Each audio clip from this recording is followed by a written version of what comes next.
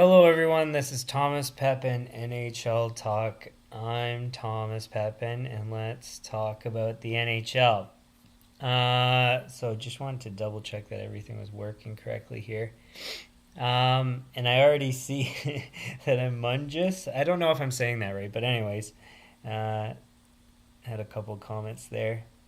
I don't know if you're the one that's tuned in, because it says that somebody's tuned in. But anyways, thanks for stopping in, leaving a comment, and a like. I believe that's probably you. So thanks for that. So anyways, yeah, I'm pretty sure I said this during the franchise mode stream or streams. Oh, there he is again. Thanks for tuning in. Yeah, that I combined the 2 weeks together because there weren't enough news stories. And to be honest, I think this is probably how it's going to be moving forward. Uh, it's tough because like if there's a busy week, it makes sense to do just 1 week by itself. But and I can't anticipate how things are going to go. So like for example, obviously like the lead up to the trade deadline that week's going to be busy. So then one stream, like a stream per week in that build up would make sense. But I don't know. It's super tough. So I think I'll keep scheduling as if I'm going to do it once a week. And then if there's just not enough, then you'll see it get bumped to the next week and then 2 weeks together. Uh, and then what I might turn out doing if I have. So lately I've been quite busy with like work and other stuff. So um, I think what I'll do is when it gets bumped to the next week, I'll do Be a Pro always to fill that week that gets bumped forward. So then that way I'll be able to better fit in Be a Pro, which I really want to play and I just never have time. So I'll probably do something like that. And then I'm still supposed to have streams in Friday mornings or, well, early afternoon, whatever the timing is.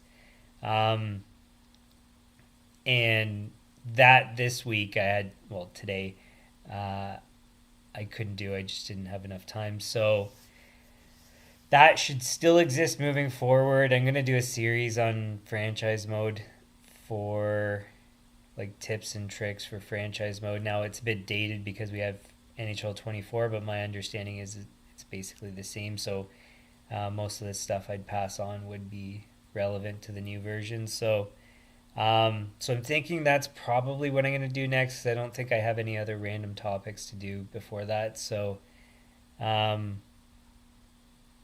yeah, I really wish I could play Be a Pro more.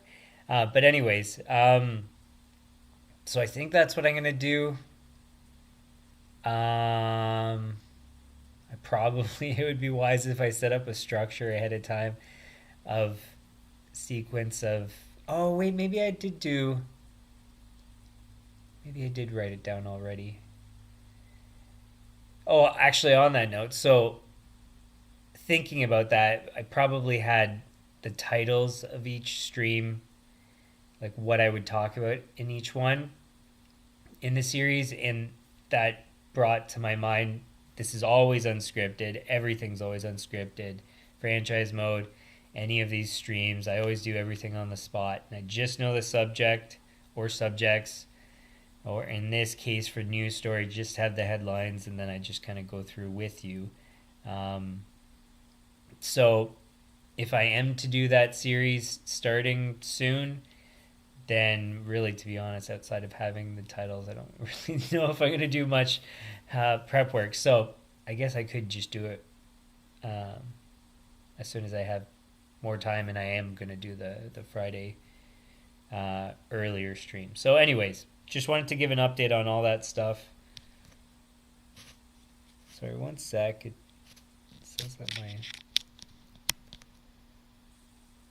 computer's not plugged in. Okay, there we go. Yeah, so I just wanted to update all that kind of stuff to start. Um, And yeah, so I guess we'll get to the news of the past 2 weeks, so including today. I don't think I would have missed anything in the last 15 minutes of news stories to talk about, so maybe the scores, but I don't really address the scores anyways. It's more the big news. So, oh, well, thanks for that comment. Amungus. Is that how you would say it? Because I know Among Us, but do you say Amungus? Anyways.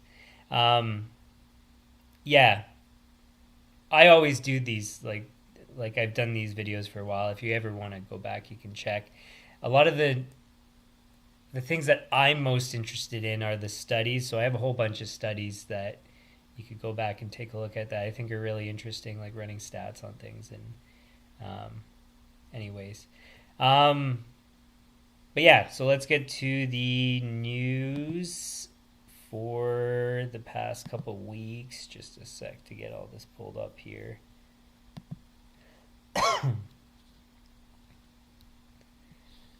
Okay, so first piece of news was the Predators granted Tyson Barrie permission to talk to other teams, and so um, what are his stats like? Because he's a high producing defenseman. Yeah, he's half a point, like ish, half a point per game. Um, as a defenseman, even with a team that really doesn't want him, it seems at the moment. Um, so I mean, still, like he's over half a point per. Well, his career stats are over half a point per game, and he's not crazy old, 32.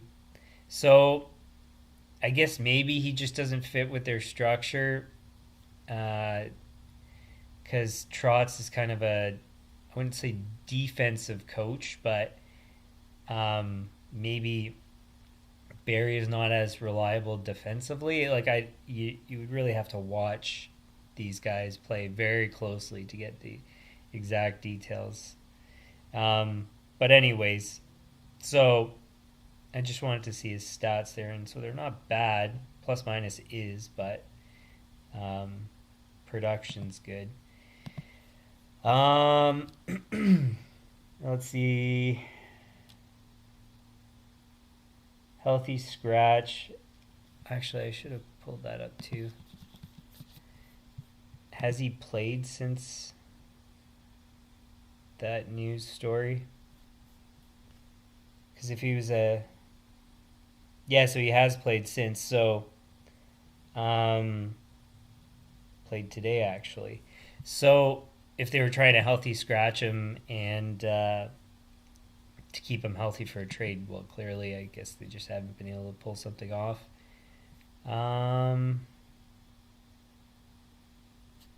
So that's that on that portion, and then it extends into this next story. So Trotz sounds off on Barrie. I think that was an exaggeration, which always news headlines they're clickbaity for a reason. So, what's the exact phrasing here? Hasn't translated well working with them. He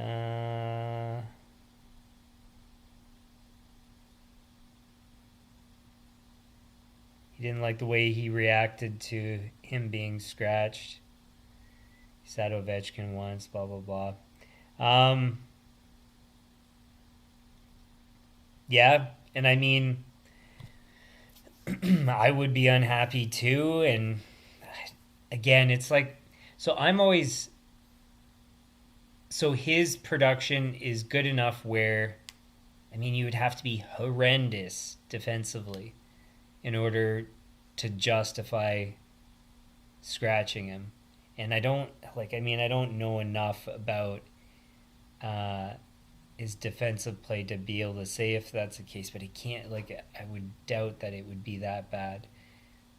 The main thing is you want a guy that's going to produce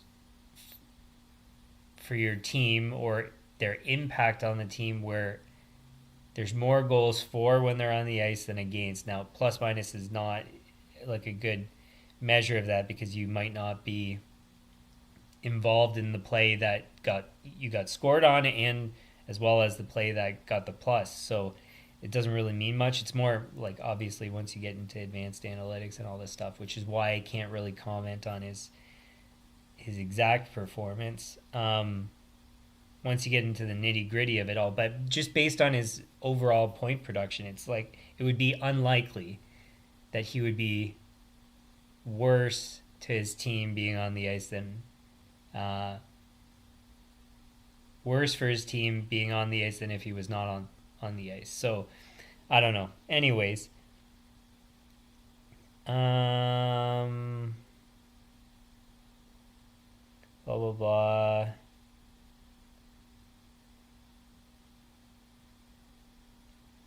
What does it say here?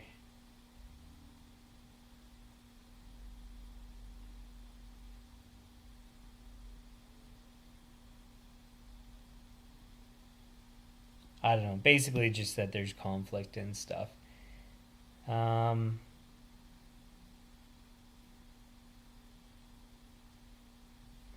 yeah, just unhappy that he's not getting played as much as he would like to be played, and that's about it. And so he wants to be traded. Or does it say that he...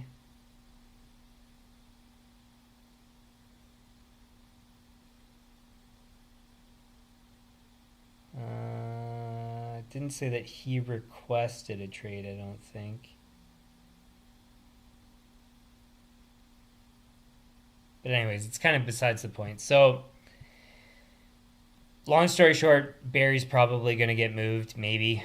But I think somebody would want to pick him up. The fact that it hasn't happened yet means that, I don't know, maybe the takers, because his cap hit, it says here, $4.5 million. But I mean, that's pretty inexpensive. So, I don't know. We'll see.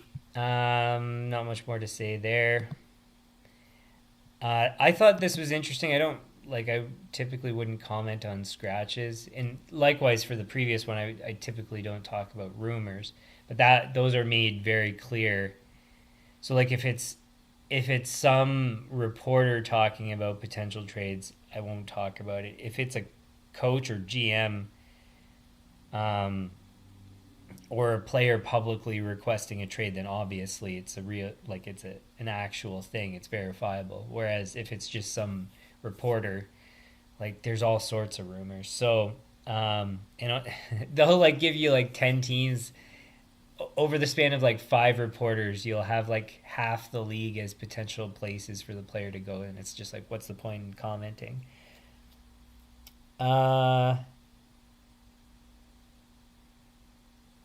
Sorry, yeah, Amungus, I just missed it. Well, so the trade, I like that's later on in the stream. I talk about trades. Um, yeah, Barrie, I don't know. It's like I said, I'm not sure where exactly. He's probably like, if he's not good enough defensively, he's at the very least a second liner. And then, like, I mean, at the absolute worst, even if he's like not very good defensively, he should be on a third line somewhere. Like it's kind of crazy to scratch the guy. But anyways, yeah. So again, coming back to this one here, Kuznetsov, healthy scratch. He's a pretty big important player, or is supposed to be. For him to be a healthy scratch is pretty rough. Late for a team function and was sat back in 2021, so I don't know. Let's see his stats right now.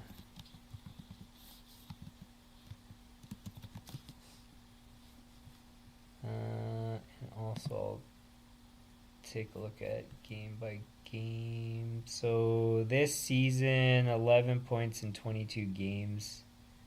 So below his usual production. Minus 26 last season, so clearly wasn't very helpful. Again, it's not that great of a stat, but yeah, if you're minus 26, like that's pretty bad. He's still getting some ice time. 17 minutes is it's not low, not high for a forward, and he's playing. So I don't know. So it seems as though, I mean, obviously they're not happy with him, but nothing's happened yet. And I could have sworn that I've heard previously about them having issues with him. Well, I mean, there's that sitting uh, because of being late. So I don't know if that's the one that I heard, but I could have sworn there was something else, like maybe that he was unhappy. Not that he requested a trade or some, but something like to that effect. But anyways, so just it'll be interesting to see what happens with him. What's his contract actually right now?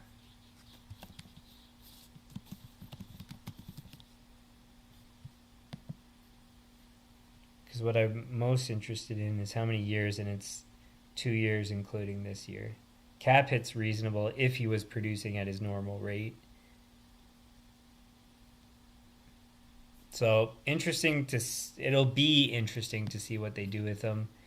Um, and you would think that Ovechkin would be able to keep him, uh,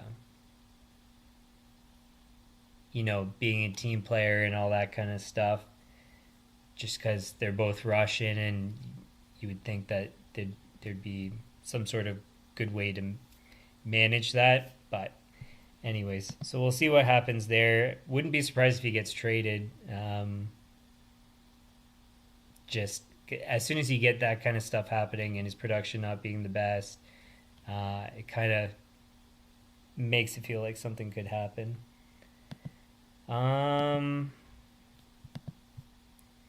So 2024 NHL Draft is going to be held at the Las Vegas Sphere. So I've heard some crazy things about this place, how it's like breathtaking, the show, I guess you would call it. 4D physical effects. So anyways, so we'll see what like if that's really a big deal. But they were talking about decentralized drafting moving forward. So cool, I guess that it's there. But I mean, I don't know. Yeah, not anything too crazy of news. So not much more to say than that. This one's interesting. So the salary cap's supposed to be going up to 87.7 million. What's the current cap?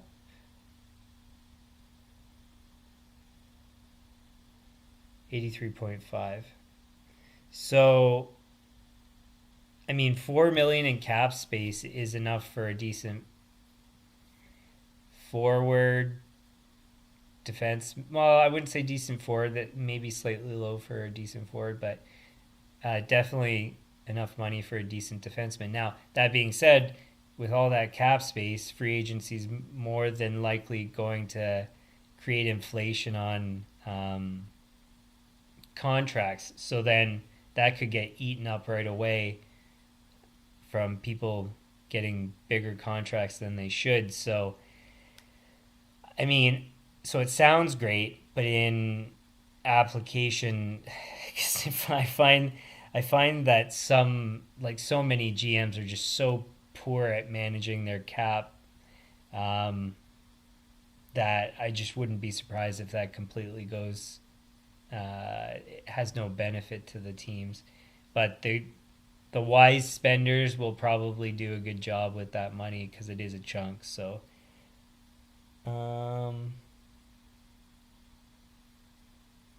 oh, I just saw. So if you were there at the Spear, I think it was called. I already can't remember, but yeah, it's supposed to be pretty nice.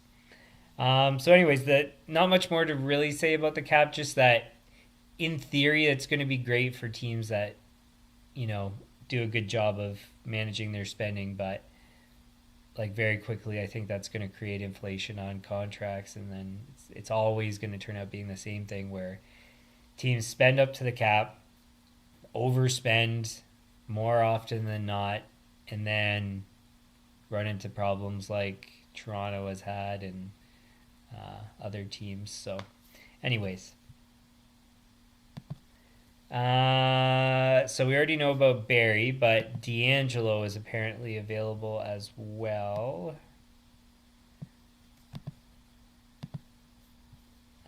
His stats, I believe, were also quite reasonable, and he's one of those guys that produces a lot as a defenseman. So currently, well, I don't need this open anymore. 9 points in 19 games, so half a point per game as a defenseman is quite good. His time on ice tonight was 5 minutes 39 seconds as a defenseman. That is bad. And he had a goal. See, this is what I mean. So, like, okay, I know like there's past issues with him related to like his relationship with teammates and things like that, I believe. Um, so it's like, okay, what are you trying to accomplish? Are you trying to win? Are you trying to win and not upset the media, fans, ownership? So, like, a lot of this stuff, so, like, let's say he's really bad. He's, like, mean to his teammates and stuff. And it goes to the point where, like, it's pretty dramatic. And, I mean, okay, so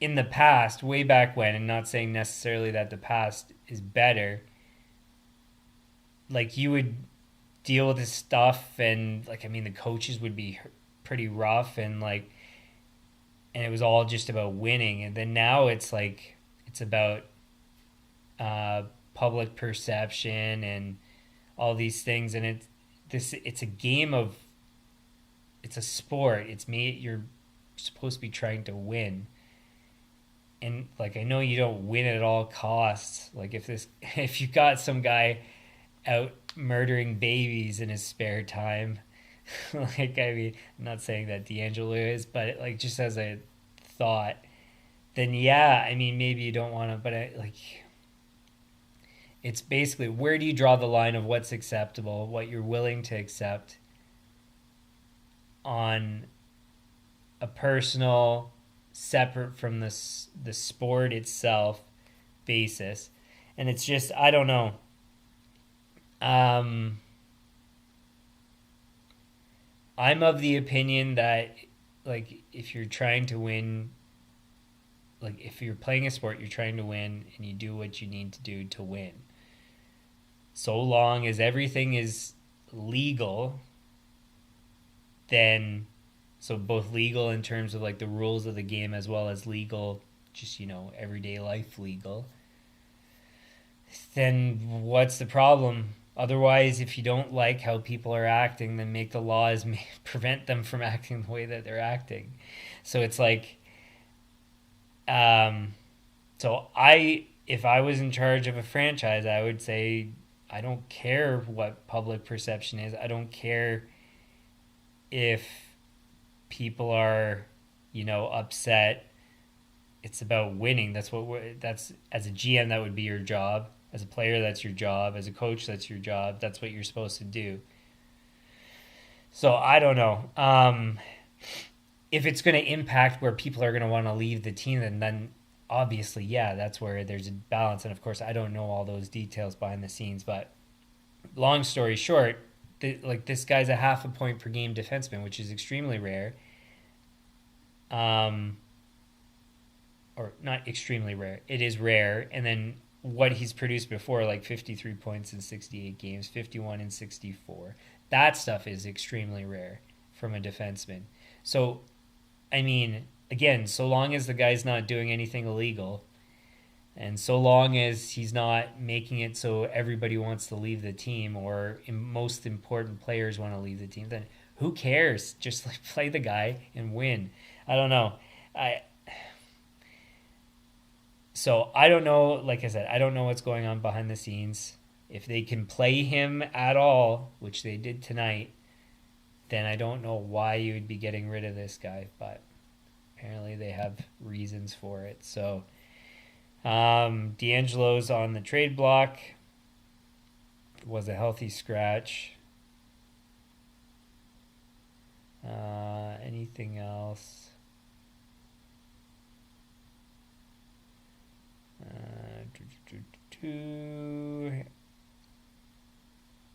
Yeah, we know that he's had troubles with other teams, but I don't know. And again, it's the exact same concept, and in particular, because they're both defensemen, like, they just produce too much for it to make sense to get rid of them. But again, there maybe is more information that I don't know about. Yeah, Matheson is a good player. Okay, so next up, Puljujarvi joins the Penguins on a professional tryout. This one I completely missed in the news. So we'll see what happens there. I don't think he's... Yeah, it says they have $17,000 of cap space. So my assumption is he hasn't played, because I don't think that would be possible unless you got LTIR space.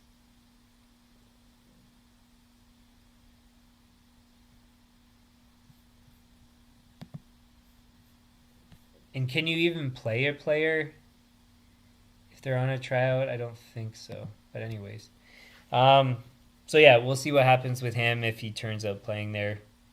But it could just be to get back into things and then somebody else picks him up, just like as other cases I've had. So that's about it for that.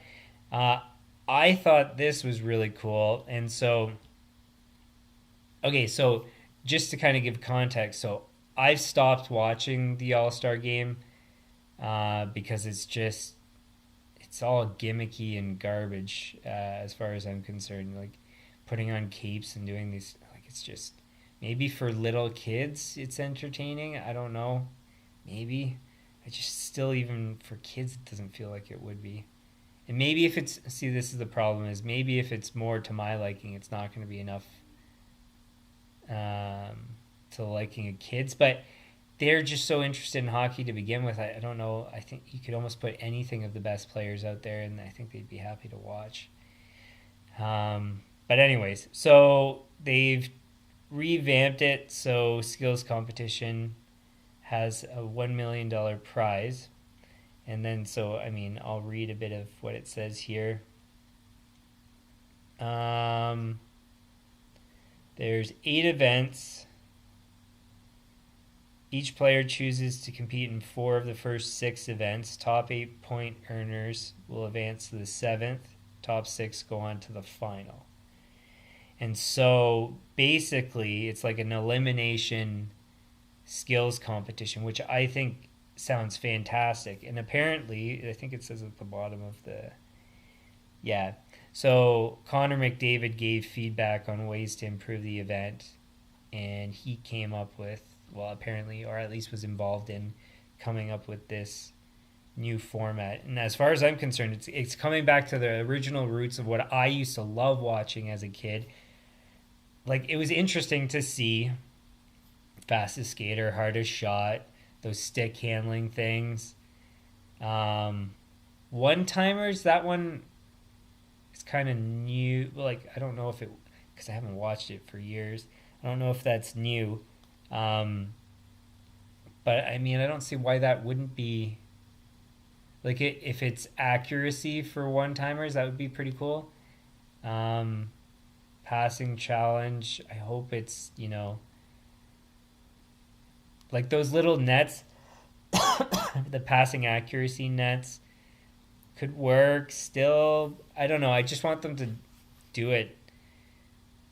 Um, I just hope it's like semi entertaining and not entertaining in the sense of uh like flashy, but like where I don't know, you have some suspense and like you're watching somebody try to do something skilled. It's a skills competition rather than watching guys in capes doing spinoramas or whatever. I don't know. So yeah, we'll see. I like the idea of how it's set up too, because, well, I mean, I don't know. You could kind of adjust things, but it's cool though that wait. So they choose four of the first six events. So then you could have a guy like let's just use McDavid as an example. So he's not going to have the hardest shot, fastest skater, yes, stick handling, yes, one timers. I don't know for him. Passing, probably. Shooting accuracy, probably. So most players will have some combination of those six where they'll have a good shot of. So I really do think it is going to filter down to the best players. And then as a result, going on to the next things, I think that's going to be pretty accurate. The shootout's a bit difficult. So because I played goalie as a kid, um, like I've watched goalie stuff a lot more, and I know that you can be a really good player and not score depending on the goalie you're matched up with, and likewise the opposite. So if you could be a bad player with a uh, so you could be a good player with a good goalie and have difficulties. You could have a bad goalie and have a good save on a really like just luck of the draw. The goalie they could get they could get double deked and then stay in the right spot when they should have bit on one of the dekes. So like that's where it's a bit kind of in the air. So it's I guess it would be smart to do the highest percentage shot rather than necessarily a big deke. So, anyways, and is that a good thing or a bad thing? I don't know. Maybe you're losing a bit of the skill out of the shootout. So, there should be some incentive for the goalies to stop them too. I don't know if they've thought about that and involved that because, well, I mean, just for the goalies themselves, they probably would want to stop the pucks, but because you've seen before in some of this stuff where goalies just don't try. So I don't know. I just hope there's incentives to make the goalies try hard and then also be rewarded for making good saves. So um, I don't know. So we'll see about that. But I think the concept's really great. It kind of goes back to its like the thing's roots, but with like a little twist to make it more exciting and make people try harder, both with the money and the format. So you're actually going back to speed, hard shot, stick hit, like all the essentials of being a good player, and I really like that idea. So I might, for the first time in probably how many years? Like 10, 15 years probably, that I'll watch the skills competition. I think I've seen some of the, like, I think I saw the 3-on-3 when it first happened. And then outside of that, I don't think I've watched it. So that I might even watch depending on it. I haven't looked into what's going on with that. So, but I think it's, as soon as I saw this, I was like, great. Happy for the change. And like, I mean, it'll bring back people who used to absolutely love watching it and stopped watching it because it was no longer fun. Yeah. So, anyways, that's it about that. But for me, that's a it's one of the news pieces that I thought was most interesting to me, at least. So, and this story, I also wanted to. There's another thing that I wanted to address about it. So, apparently, both the Wizards and Capitals could be going to a new arena in Alexandria, Virginia. And that's really close to Washington, D.C. So, so I guess actually I'll talk about the other thing now. So I saw a Capitals game in Washington against the Jets, and funny enough, it was when Ovechkin scored his 600th goal. So I got really lucky. I don't know how I managed that, but I got to see a piece of history. I still even have the ticket. And anyway, so from my experience of the arena, it was in. I don't think I remember anything about it being in rough shape, but I wasn't necessarily paying so close attention to that. I was more excited to watch the game, but um, so yeah, but I don't recall it being in rough shape. So there was somebody on one of my streams recently that said something about the team moving to Virginia and how I said I didn't think that it made sense. But obviously this is like it's a legitimate story and I just wasn't aware that the news had taken place. So so my apologies there, my correction to whoever had said that and how I was saying that it doesn't seem like that would happen. So my bad. So absolutely, it seems like it's going to happen. It's just waiting for legislative approval. So I'm assuming with like permits and all that kind of stuff. So, yeah, and where it was, because it's kind of right in the smack in the middle of Washington, D.C. And oftentimes it's, well, I don't know. I don't know if it's better for a rink to be in like a less of the core as opposed, so like, for example, Ottawa is just outside of Ottawa. And like a lot of rinks are kind of just outside, but then equally there's a lot of rinks that are right smack in the center. So I don't know. It's hard to like. So Toronto's right smack in the center, MSG center. So I don't know if it's good or bad. Maybe transportation's gonna be better, but I mean, you would think in Washington it would be pretty good. I don't know. It's hard to say. So I don't know if it's a good thing or a bad thing, but apparently they're for it. So then they think it's going to be good. So cool. So outside of that, like, I mean, there's not, I don't, like, unless I'm going to do some, like, in-depth analysis about, you know, income levels of people in Alexandria versus DC. Like, I mean, it's just, like, they're, without massive research, I can't really give more of a comment on if it's a good thing or a bad thing, but my assumption is they've done their research and it's probably a good thing. Maybe. So anyways, so just wanted to give that correction and then also obviously pass on the news. So there's that. Berube was fired as coach of the Blues, replaced by Bannister, who I think, wasn't he an assistant?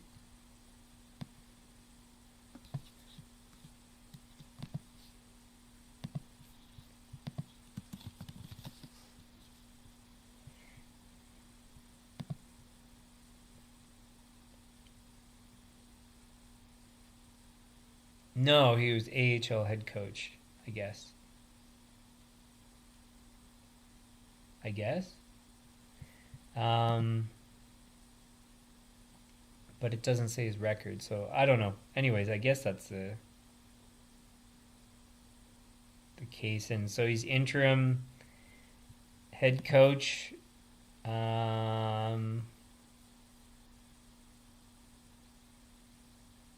search for a permanent coach is underway. So then it seems as though, yes, he's just going to be filling the gap.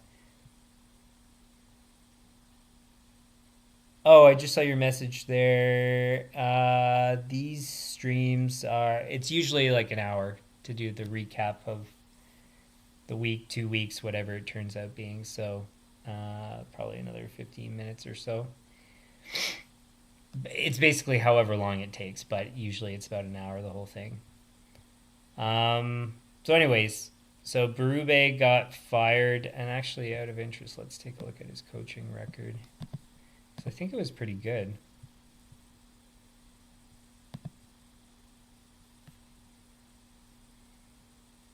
Where is it here? 42, 19, 27, 20, 49, 22, 37, 38. So a decent chunk, I would say.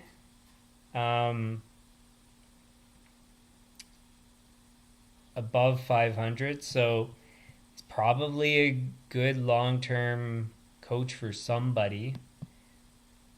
And basically, so I think the next article best gets into what I was going to say. So,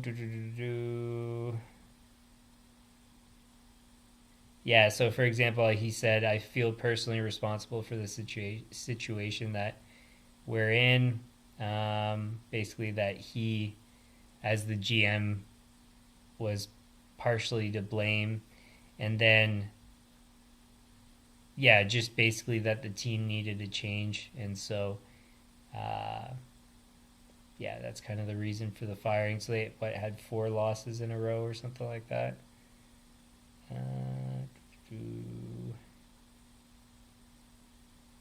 Where does it say?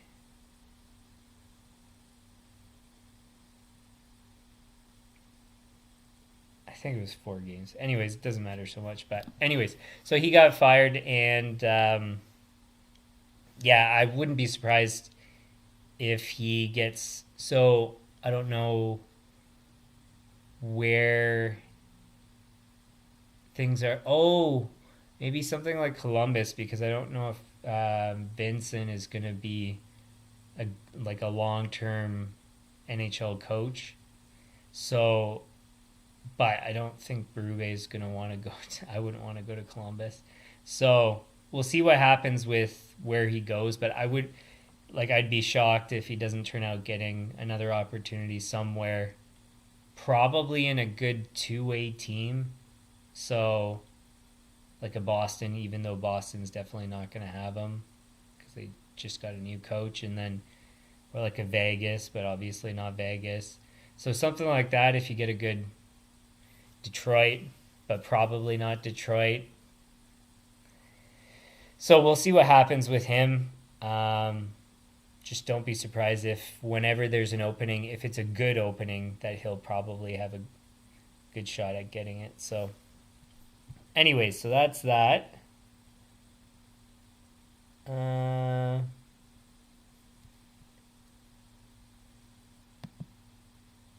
Cool, thanks for the info there, Amungus. And then last piece of news before we get into the other regular stuff. So like that every time we cover stats and all that kind of stuff. So Parise is apparently set for a return. And I was surprised that he wasn't signed to date. So I don't know if it was that he was partially injured or because like I don't think even this says. Maybe he was just unsure if he wanted to play, or who knows. There's a whole bunch of different reasons, but he's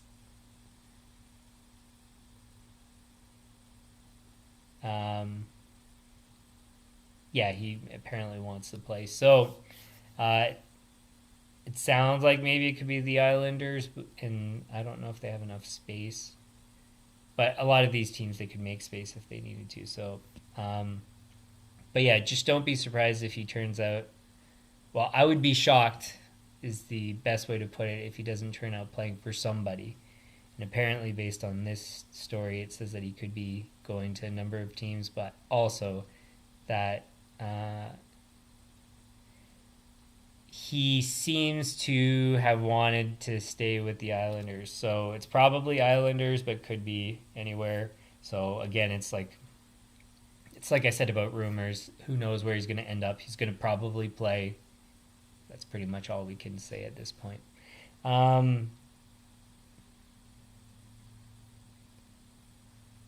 Yeah, in my case, for both of those guys, I thought they'd be NHL playing, and I didn't think either would retire because I think they're good enough to still play. But okay, so then we move on to suspensions, fines, and things like that. I forget where we ended off last one.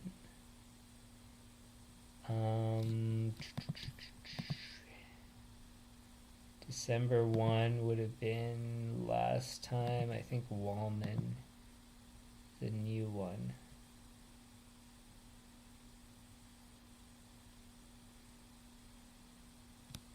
Give me one sec.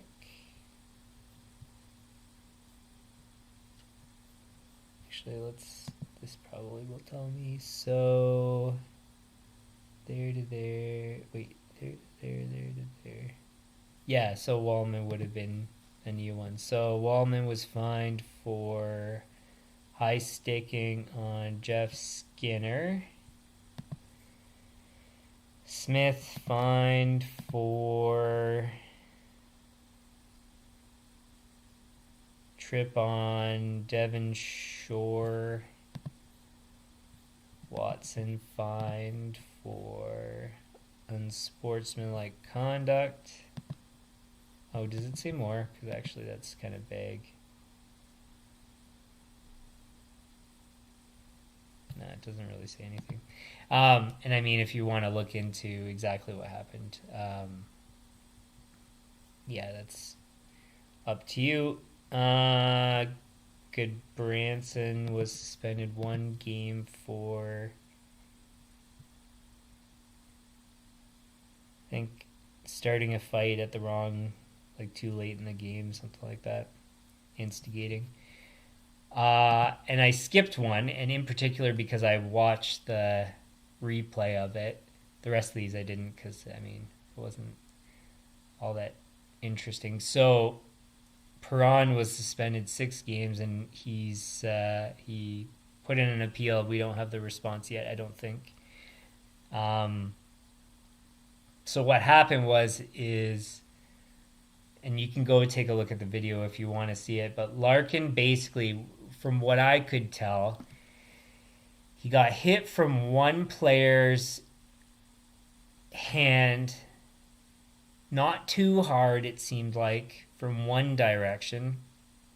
Basically, I think it was like back of the head forward, if I remember correctly. Don't hold me to it, but I'm pretty sure it was like that. And then another guy from the front side, kind of on an angle, to the front and back. And so I think it seems like, to me, it was basically like he got punched in the face and got knocked out. And I think he got hit like in the sweet spot to be knocked out. Now, I mean, again, you'd have to take a look, but that was what I saw out of it. And I mean, I've seen enough like combat sports and stuff, so like boxing and mixed martial arts,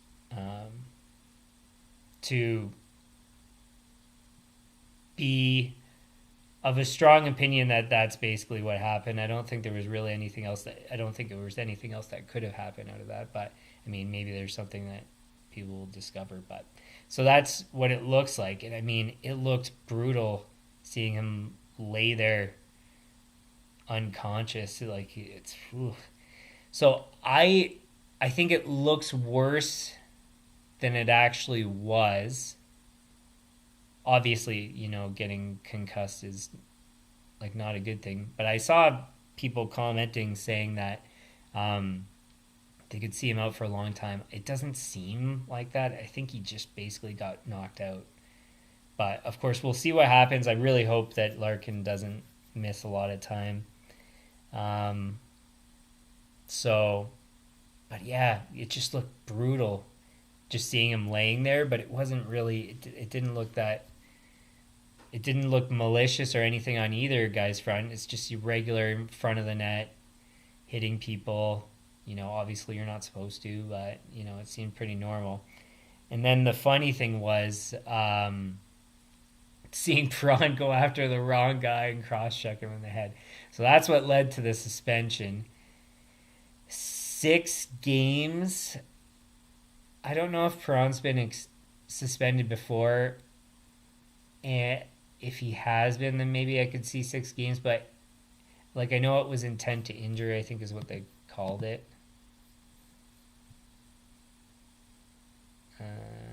Does it say there? But anyways, so it looked like it was intent to injure. Wrong guy, obviously, like I said. Is it 6 games worthy? I don't think so at all. I kind of do think it should be increased by a game for having chosen the wrong player, because that's pretty irresponsible on his part. So, not saying that it's any better of an action to go for the right guy, but in any case, if you're going for the right guy, then it's you actually made a conscious decision, and maybe it could have been better explained, which makes you makes it where you should get less of a suspension. I'm sure you follow what I'm saying. So, anyway, so I just think 6 is probably too much. I wouldn't be if it was me, and again, I'm not so I was never a ref or anything, so I don't know what. I'm just giving my whatever as a fan, somebody who played hockey opinion. I would have done something assuming he has no history, maybe 2 to 3 games, something like that. Could you have done serious damage with that cross check to the head? Not much different than a check to the, it's no different than a check to the head, or I don't know, so some other different plays slew foots and stuff. A guy could really get seriously concussed. And so I just don't think it's 6 games. I hope that the appeal changes it. Like I said, I think 2-3 games, if you really want to put down the hammer, maybe 3 games. 4 would be pushing it in my opinion, but I could still say that that's kind of within range. But I think 3 games maybe is the sweet spot. But anyways, so I just I think it's far too much. Yes, you want to keep that out of the game, but you also want to keep. He doesn't know that nothing nefarious happened with Perron, and so he's just trying to protect, so to speak, his teammates. And do you want to get rid of that? Well, unless you're going to get rid of all contact, in all fighting and all that kind of stuff. Then, but anyways, I think 3 games is the sweet spot, and I hope that appeal works out for him. So, and I noticed there's a couple comments. Just give me a sec.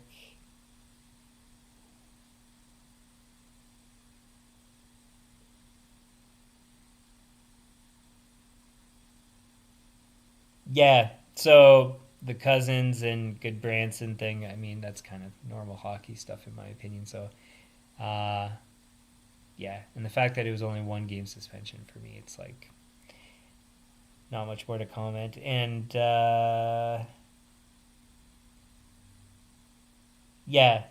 exactly, it was from the back, and like I said, the 2 things collided, and I think he got knocked out for that. So.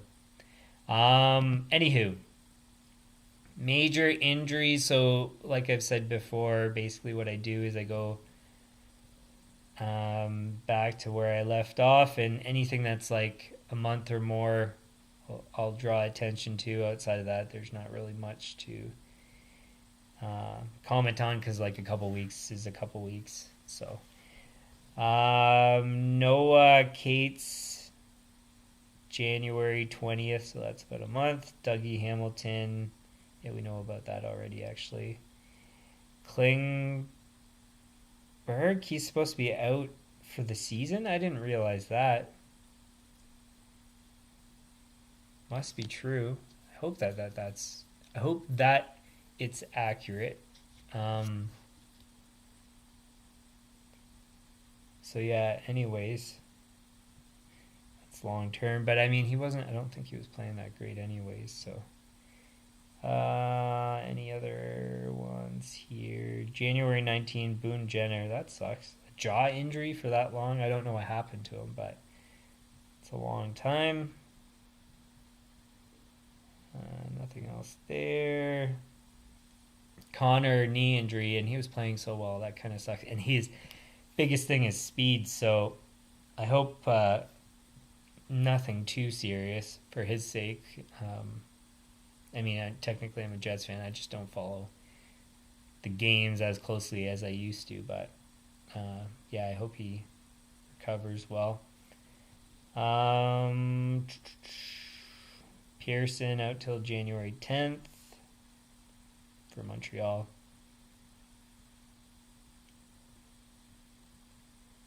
Nothing else there.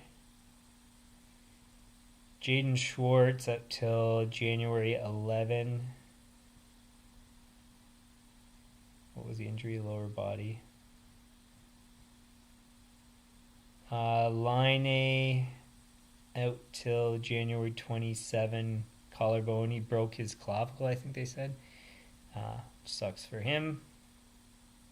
But I think that's recoverable. I think that...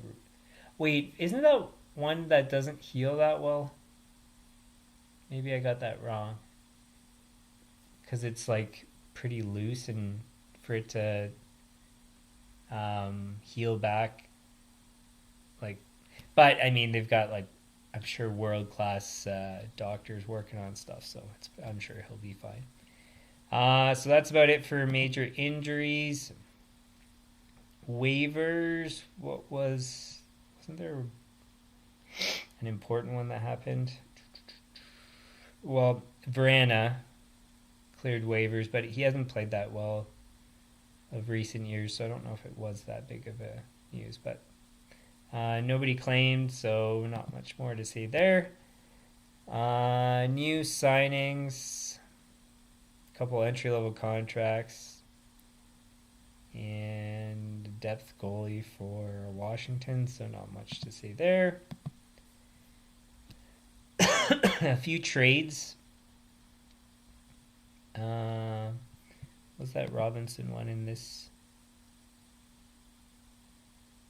Give me a sec here. Yeah, so it would be for these 2 weeks. So Robinson for a 7th, so not a major trade. Bortuzzo for a 7th. Wasn't Bortuzzo supposed to be good?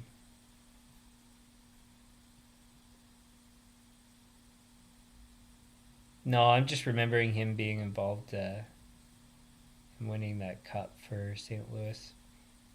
So,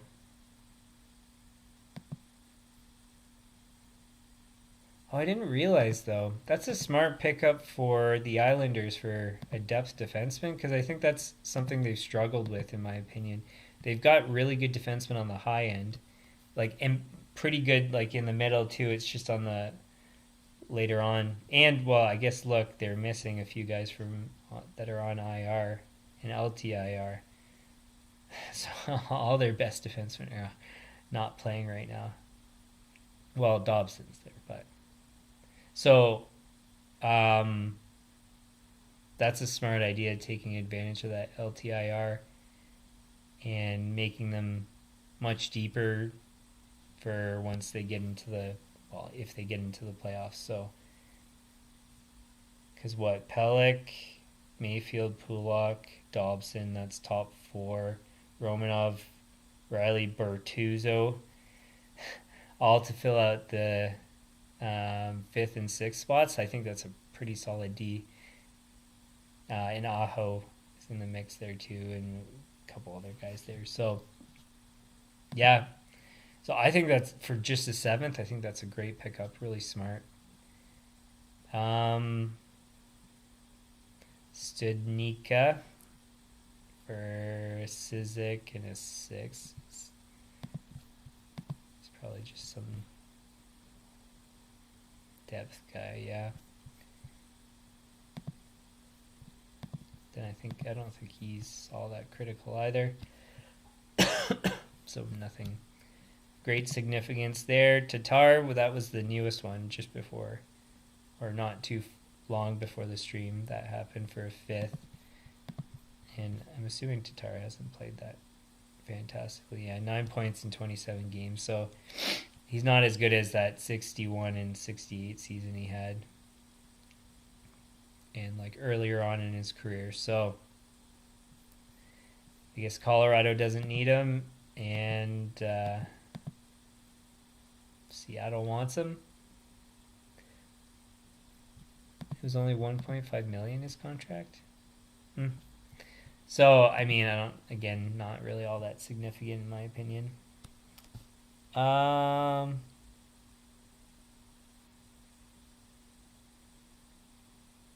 Yeah, about the collarbones. Yeah, those are, I've heard plenty of times where people have broken them. Like, I mean, it's a really weak spot. What else? So, like I've said before, I don't really comment. Like, if you want highlights and all that stuff, you can go check for highlights. So I just bring attention to any like massive lopsided games, like 8-1 Stars versus Lightning. That's pretty lopsided.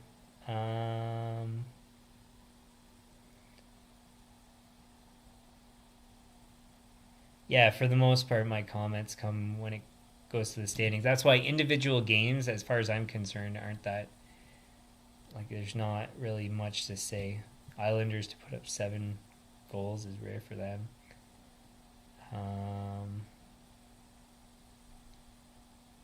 Anything else?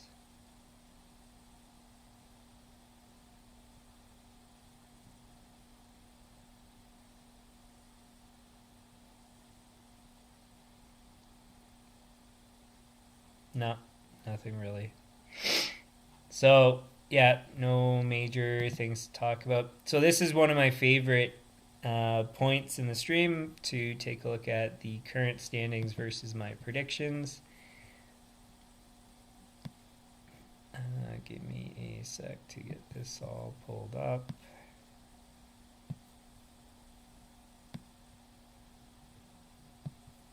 So again, this was very unscientific. So previously I used to have an algorithm I used for sports betting when I was making money off of doing that. And then I no longer felt confident about sports betting.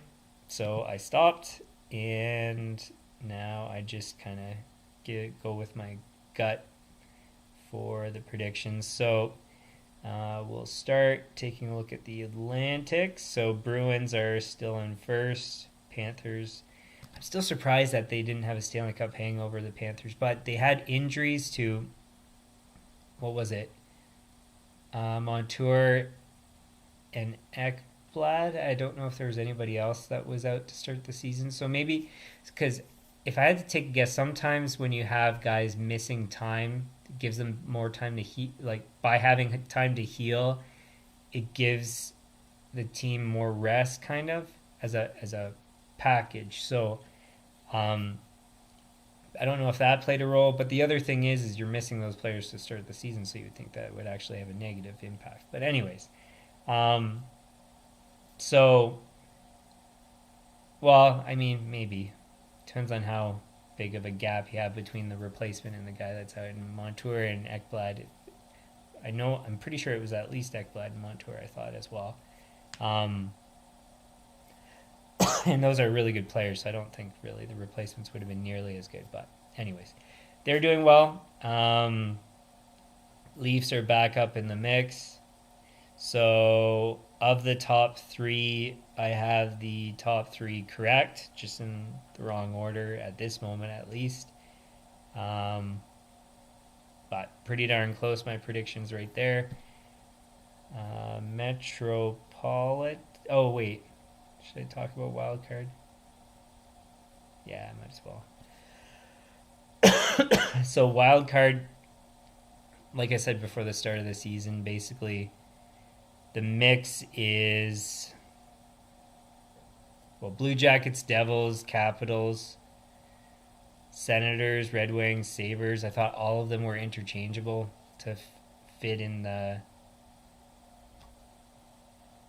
Oh, and then likewise, obviously the Penguins and Lightning. So all those teams, I thought would be interchangeable for the final two spots. And so, I mean, to see Detroit there is not surprising at all. And likewise, Capitals. New Jersey's in the mix. Tampa's in the mix. Pittsburgh's in the mix. So, I mean, it's kind of exactly as I was expecting, except Ottawa's not doing good. Blue Jackets not good. Sabres, I guess, are maybe within range, though. But anyways, Metropolitan, Rangers, Islanders, I'm correct for those two. Flyers. I don't know. I forget if I said if the Flyers could be up in the mix. I'm pretty sure I did, because their team's not that bad. They just haven't played well over recent seasons. And so I think what I did say was basically it's Canadians are the only ones that are like a lock not to make the playoffs, and then pretty much anybody else could be in the mix for those wild card spots. So maybe slightly surprised that Philly's there, but also not crazy surprised. So in this division, I have 2 for 4. The other one I was 3 for 4, basically.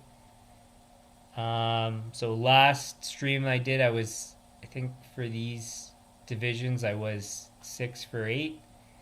And then now I'm down to 5 for 8. But usually it's going to fluctuate throughout the season.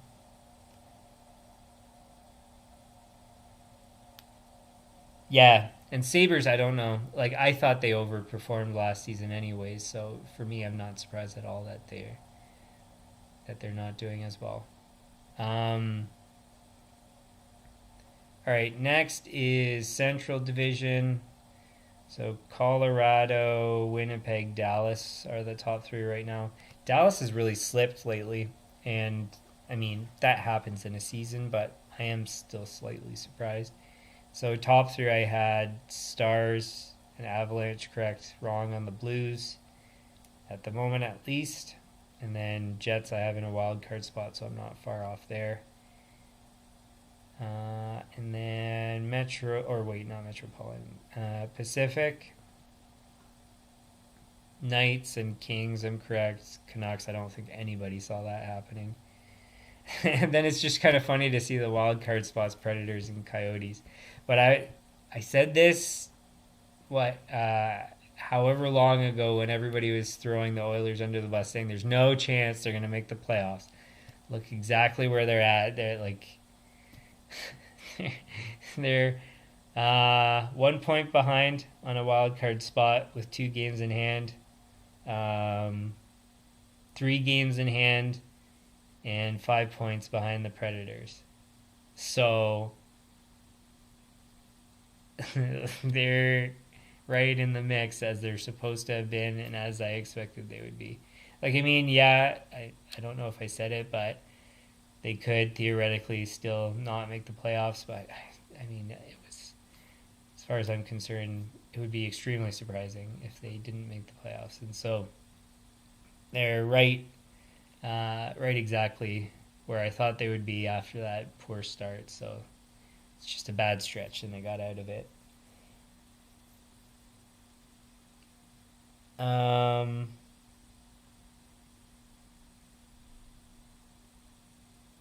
Yeah, Montreal, I think you said Montreal is your team. No offense, I just don't think they're. Even if they were fully healthy, I don't think they're good enough to make the playoffs. Like the thing is any team theoretically could make the playoffs because the league is so even now. It's just like when I say they're not going to make the playoffs, I could be proven wrong with any of these teams. So, for example, even let's say Anaheim at the beginning of the season, I could have said they weren't going to make the playoffs. So when I say that, basically what I mean is that they're not going to be competing for a cup. So, I mean, I would still argue that it would be unlikely for Montreal to make the playoffs at the start of the season, but especially they're not a deep enough team, and especially not in net to compete for a cup at this point, or even make the playoffs, in my opinion. But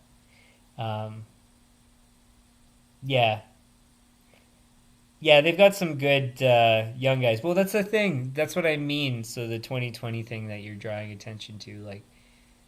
But then again, Price was in net, and I'm a big fan of Price and his goaltending.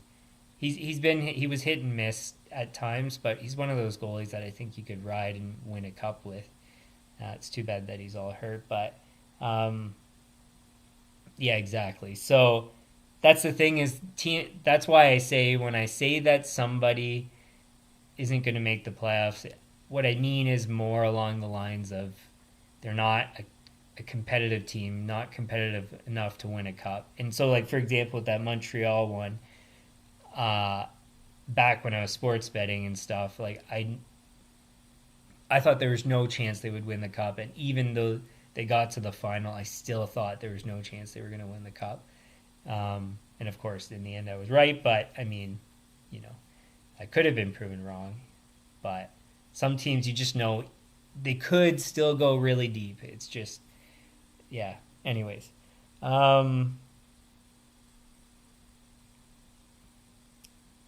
yeah. So what altogether? What did I say? So I'm 1, 2, 3, 4, 5, and 5. So 10 for 16. But that's kind of normal. And then we're only, 25, 30 games into the season. So still a lot to be determined. But, yeah, so my favorites, though, I'm not far. Like, at least with my favorites, I'm at least relatively accurate. The Hurricanes are in trouble right now. I don't know what's going on there, but so that's it for the standings, I think. Yeah. And then stats, I mean, I usually read them off, but I don't know if there's much of a point, but Nylander, 38 points right now in the top 10 for points. McDavid's, pretty low, but I think that's kind of tied to their poor start, so he's going to catch up, I'm sure. Where's, what's his face? Draisaitl. Because he's got to be close if he's not in the top 10. Well, I guess there's just so many players producing at pretty high rates. Like, there's a lot of players over a point per game. And that's not so common usually. But, again, we're still early in the season, so. Yeah, so anyways, that's the point leaders there. You can see yourself. Goal leader, Matthews at the moment. Besser's right close. So goals there. I still feel like it's too early to talk about goalie stats because a lot of these goalies would have only played like 15 games. Not even for many of them. 14, like that's not much of a sample size for a goalie, so at the most 22 games there. That's a good save percentage though, 923 for 22 games. But anyways, yeah, I mean goalie stats aren't really all that interesting until you get to maybe like the 50 game mark or something like that. Probably even further on. So something like basically the end of the season. Anyways, defensemen, if you didn't see before, I did a brief kind of study on if defensemen are producing more now than previously, and they're not. It's basically pretty consistent.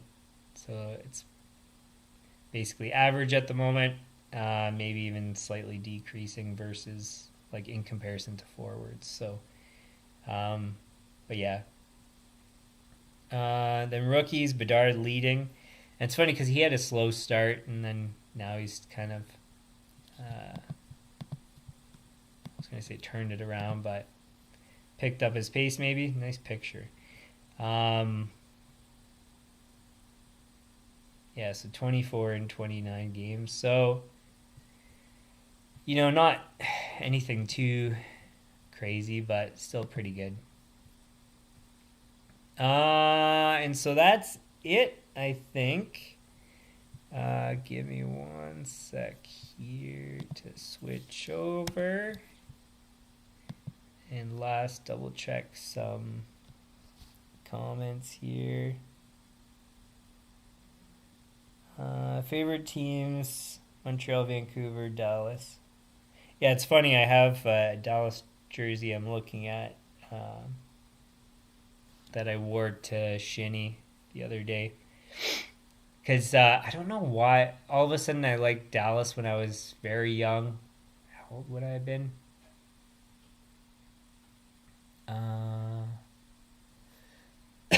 What was it? Dallas won the Stanley Cup in 93 or something? Was it 93? Give me a sec here.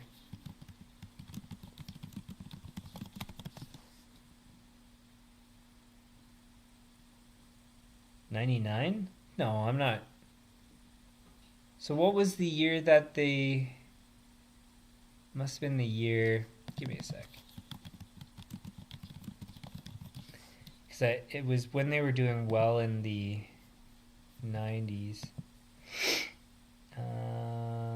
Where is it?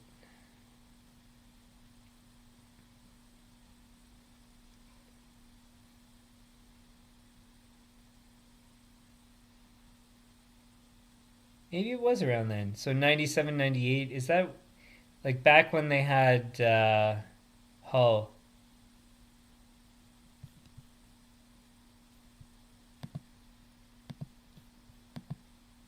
No, it was before that. I was younger than that, I think.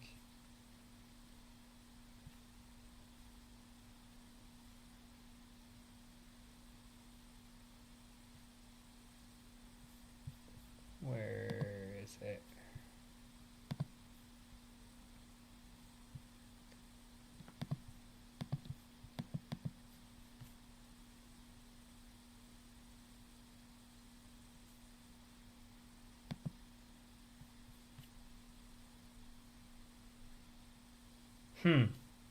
Because it was 98 that they had. 98, 99 they had Hall. But that's not the... Because I was younger than that, I thought. Anyways, doesn't matter.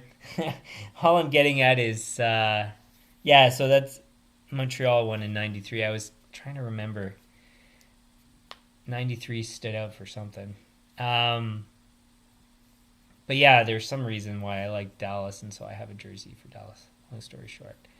Friend of the family actually played pro for, I don't know if it was Dallas's farm team at the time, Fort Worth Brahmas.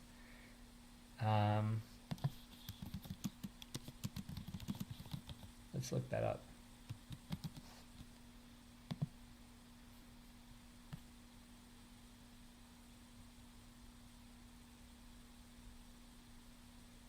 Because the East Coast, I think, was the... no,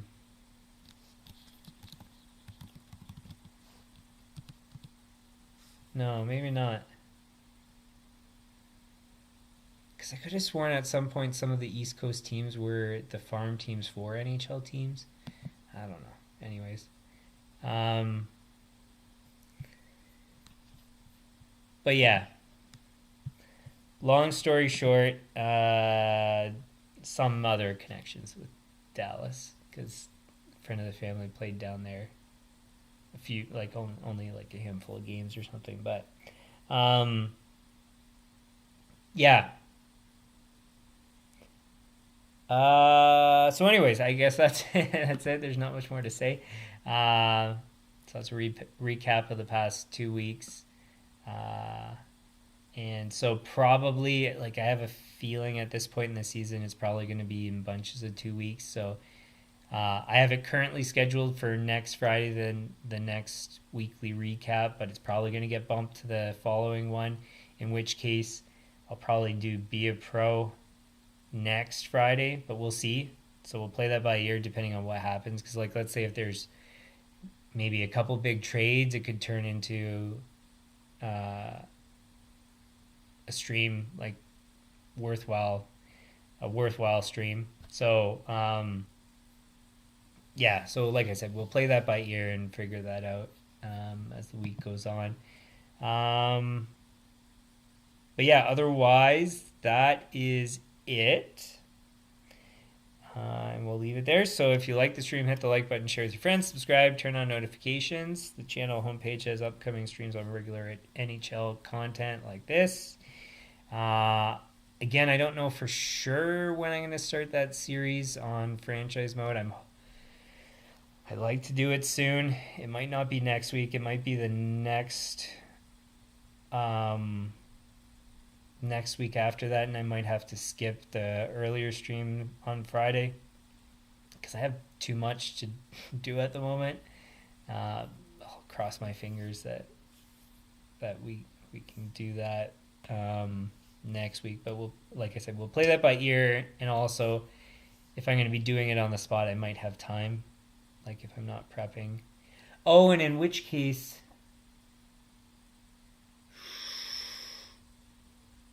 because I was gonna say, because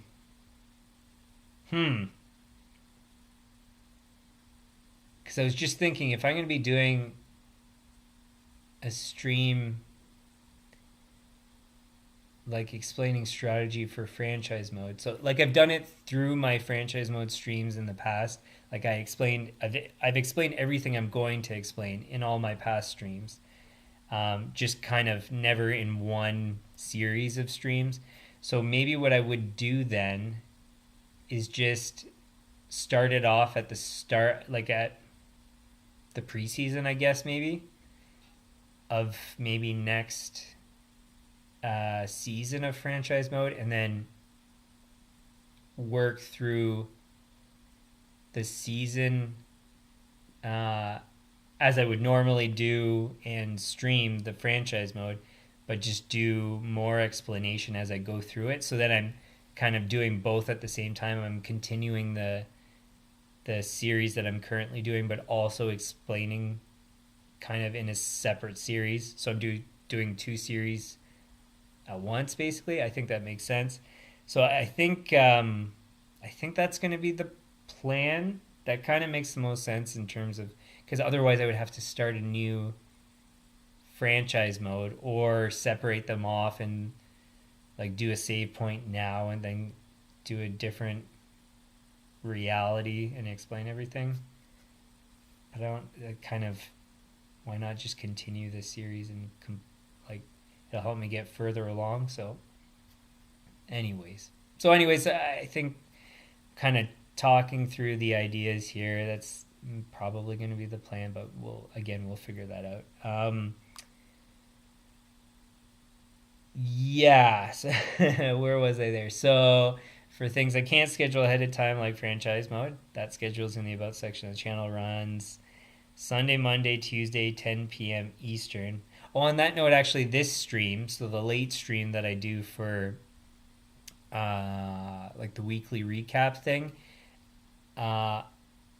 this 15 minutes that I was late, I actually do think I'm going to need. I'm probably going to keep scheduling it. So 12:15 a.m. Eastern, I think, is probably what I'm going to keep doing. And unfortunately, I'm sure most people aren't awake for this. And yeah, Amunjus, the wonderful interactive viewer. um, Thankfully, at least one person can show up. But you can always go back and watch this for anybody else. It doesn't need to be watched on the spot. So, yeah, but anyways, long story short, that extra 15 minutes makes a difference for my scheduling. So it's probably going to be the same time as today, next week, and I've already scheduled that. So that's probably going to be correct. And then, like I've said, be a pros whenever I have time or feel like it, and I always feel like it, never have the time. It's very frustrating because I really want to play, and I just have absolutely no time. So hopefully can fit in a stream maybe this Sunday. Tomorrow, no. Sunday, maybe. Monday, probably no, because I've probably got a bunch of stuff to do too. So if I can hopefully maybe fit it in. No, I won't be able to fit it in Monday. I just realized I have way too much to do on Monday. Now that I actually think about what I have scheduled, though, it's going to be impossible on Monday to do. Be a pro stream. See, this is what I mean. Is like I always want to. I don't have any time. I don't think, at least. Maybe I could fit it in, but Sunday maybe. Be a pro. I'll try to. Anyways, any comments? Leave them in the comments. Suggestions, likewise. And once again, thanks for Amunjus for tuning in. Oh, I should say I'm not in Eastern time. I always translate it to Eastern time because most people operate in Eastern time, or it's easier for them to translate. So I'm in Saskatchewan time, which is the only one that doesn't change with the time changes. So that makes it complicated for other people because they think about time changes for like Central and Mountain time. And so it's just easier. Always say it in Eastern. Everybody typically can translate. So if you're in Pacific, you pretty much will know what time it is in Eastern. If you're Mountain, you know Eastern. If you're Central, you know Eastern. So always easiest to put it in Eastern because everybody can usually make sense of it. So anyways, but most of my life's been spent in Eastern time, so I'm also more comfortable with it too than Saskatchewan time. So, but anyways, so that's it. Thanks again to Amunjus for tuning in. Anybody else who did tune in, because I do see that there were some other people at times. So thanks for that. And we will see you guys. Today's Friday. So we'll see you guys Sunday for franchise mode at the very least, and hopefully be a pro, maybe a couple games, fingers crossed, because I really want to play. Like I would like to play right now, but then it's bedtime basically, because I got stuff to do. So, but anyways, so yeah, see you guys again soon. Okay, bye.